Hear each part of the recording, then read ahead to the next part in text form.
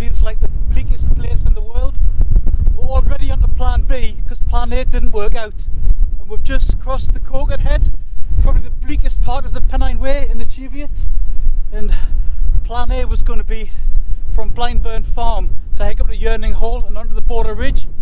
But the weather's really wild. It's forecast for 75-kilometre winds on the summit of Cheviot, and probably the same elsewhere on the ridge, and it's been absolutely lashing down. And in addition, when we came through Blindburn, there was a big herd of cows, some with calves on the road. We had to sneak through in the car, and I'm not especially cow phobic, but I don't want to annoy the farmer by messing with these cows at night. And I don't want to give too much away, but I used to do a job that involved brain injury and trauma, and I've seen what cows can do when they're annoyed. So plan B, because of that and because of the weather, is to hike over the Coquet Head from Chew Green up the Pennine Way to Spithope Bothy. And it's a small bothy and it can't take more than 4 people, so fingers crossed we can fit in it tonight, otherwise it'll be plan C.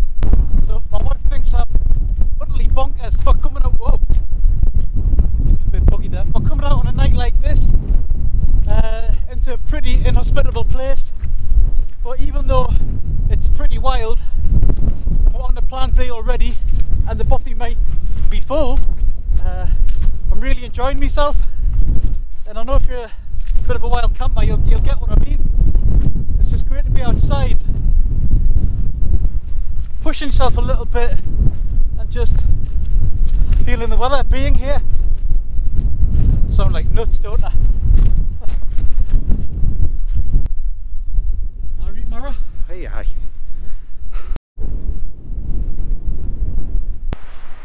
Bit of paracord on the tree there, very odd.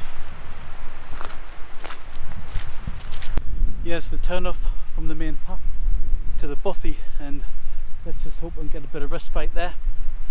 I think I've decided if it's full, I'm just going to pitch in the enclosed garden bit at the front and ignore all the men who have avoided the bladder there over the years. That's the plan. So as we're coming towards the bothy, the wind's blowing in my face, so I couldn't hear any noise or smell any wood smoke, and I can't see any light there. All good signs. But it's so pitch black here, absolutely pitch black, that I think the bothy's only 200 yards ahead.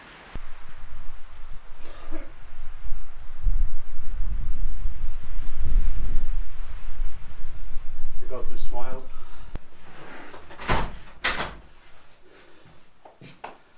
And the bothy gods have smiled on us. I don't have to pitch. I don't have to pitch me hilleberg in the front garden. Get one of these bunks and we'll stop here for the night. Get a brew on. Right, guys, I'll just show you around the bothy dead quick in case you haven't been before. So the left-hand wall has got bunks, so you can comfortable for 4. You could probably squeeze a couple more in if you are very, very friendly though. There's me jacket. There's Sean P. And that nice picture of Spithope over the fire.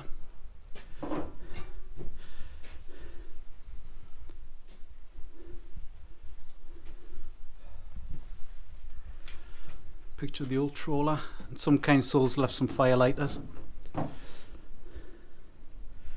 There's a little bit of wood here, but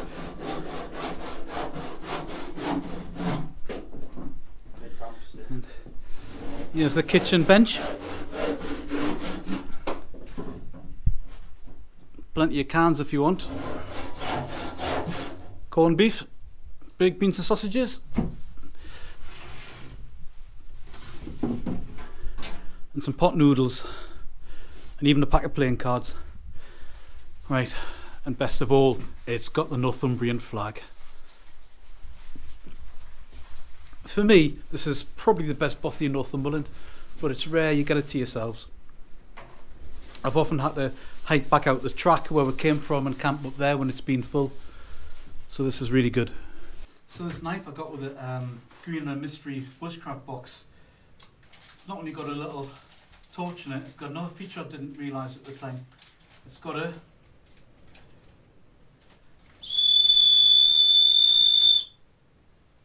about that? You can stop that now. Aye, alright. I've just found a little clear envelope here with some postcards and some business cards in. It's what's your story? You want to share it? Avalon1. Email us at blah blah blah or avalon.1@hotmail.com.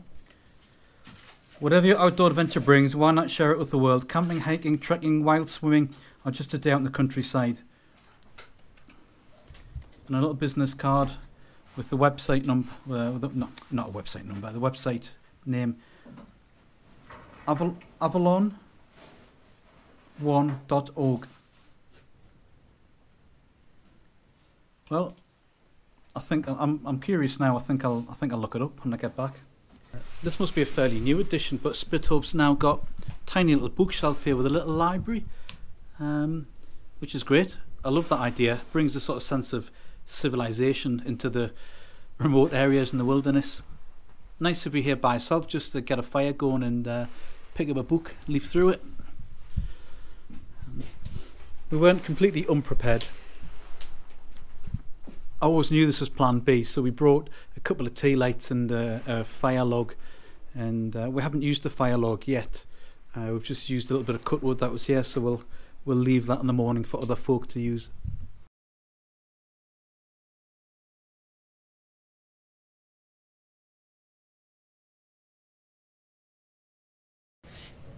Right, it's time to get some bait on, and I'm not messing around with anything fancy tonight. I've got chili con carne, Lidl's finest in a tin, and with that I've got some British MRE plain rice, which expired in 2018. It's only 3 years out of date, so I think I'll be alright. Although you've got to be careful with rice, because cold rice contains spores of Bacillus cereus, I think, and if you don't reheat it properly, it can the bacteria grows and it can give you a nasty food poisoning, cause diarrhea, or if you're really unlucky, a nasty acute kidney injury as well. So there is that to think about, but I'll make sure it's warm and it'll be alright. It'll be fine. The pan I've got is the one I got from the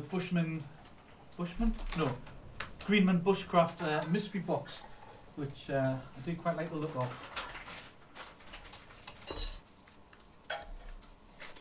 Oh man, I have to clean that up. I'm so hungry, I'm tempted to eat that now, but I've got to heat the rice through. So reheating this properly is the only thing that stands between me and the bothy shovel.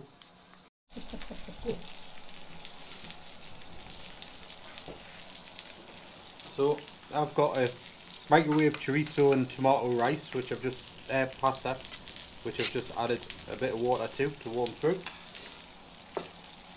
And then the favourite piece of camping gadgetry, a very tiny cast iron skillet, which is full to the brim of belly pork,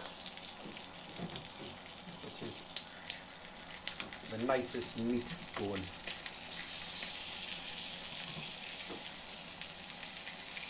Everyone's against fatty meat these days, but fattest flavour. A Regan Furrow bread beer. Canny little drop. Right. And here's something that's really worked tonight for us. It was really boggy coming across here. So I've got a pair of Altberg Defenders on, and I'm not a big fan of gaiters, I find them too fiddly. So I've got some cheap waterproof socks from AliExpress. I didn't want to shout out for the sealskin ones in case I didn't get on with them. And I know some people sweating them, so I got some 48-hour antiperspirant and sprayed myself from my knees to my toes. And I came across here, boggy is out, and I have to say, my feet are toasty and dry. And just to contrast, here are some wet feet. Not anymore, dry socks. And a pair of boots that are drying out next to the fire.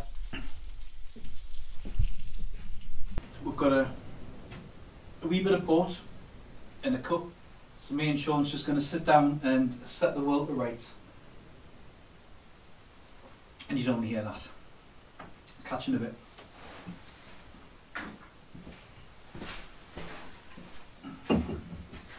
I mean, the crack's alright, it's good fun, but what I'm saying is you do not want to hear about Sean's personal life. Neither do I. I've got my standard kit with us tonight. Got my Phantom Flame Mountain Hardware winter bag, goes down to -9 apparently. And I got my Berghaus Pro Peak laminated with Primaloft sleeping mat.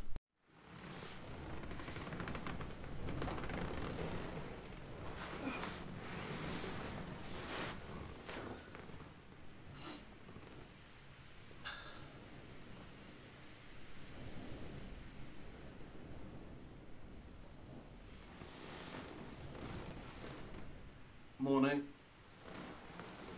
Hi guys, slept really well last night and the weather was absolutely lashing down and the rain was howling.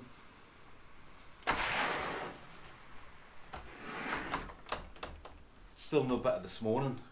I was glad I was in the bothy really last night rather than in the tent. I'll show you the weather outside, it's absolutely awful.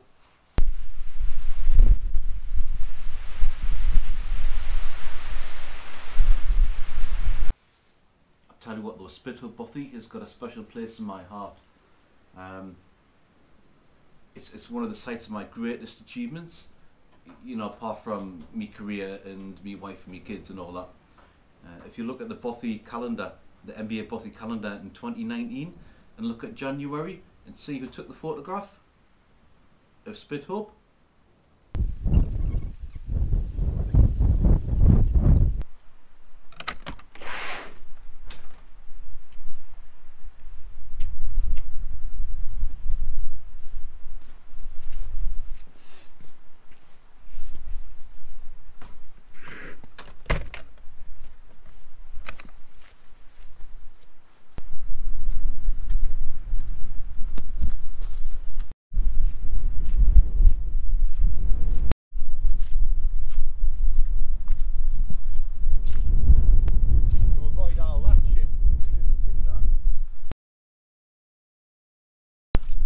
Hi guys, we're well on our way back now.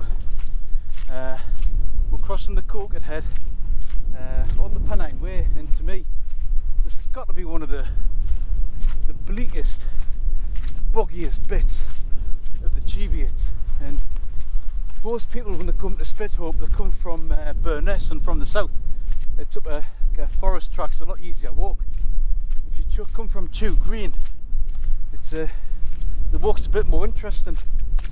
And to be honest, if you're doing it for the first time, I wouldn't do it in the dark, because I've done Chew Green to Spithope before, but last night I found the navigating in the pitch black a little bit tricky. I'll show you some of the drier bits.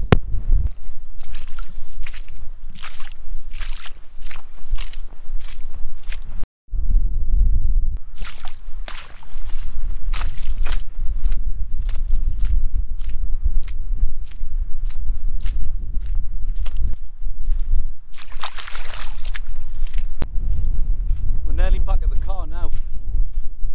We're getting on towards Chew Green, the old Roman fort, the earthworks you can still see. The Romans called it Ad Fines or Ad Finis.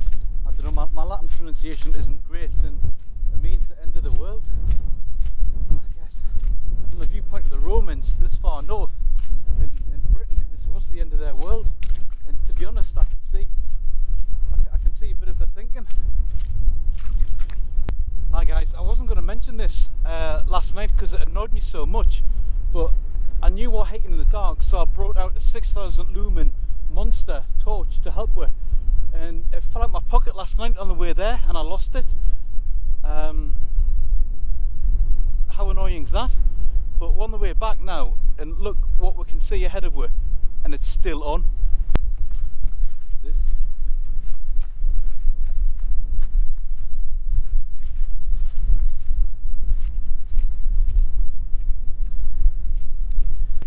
I can definitely say this torch has got good battery life and is waterproof. I recommend it. So, Sean, have you got any words of wisdom for her? Yeah, good boots, waterproof socks, and keep a hold of your bloody torch. So we're back at the car now and had an absolutely mint night.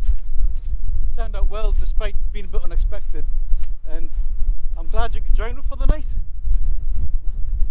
I'll see you on the next one.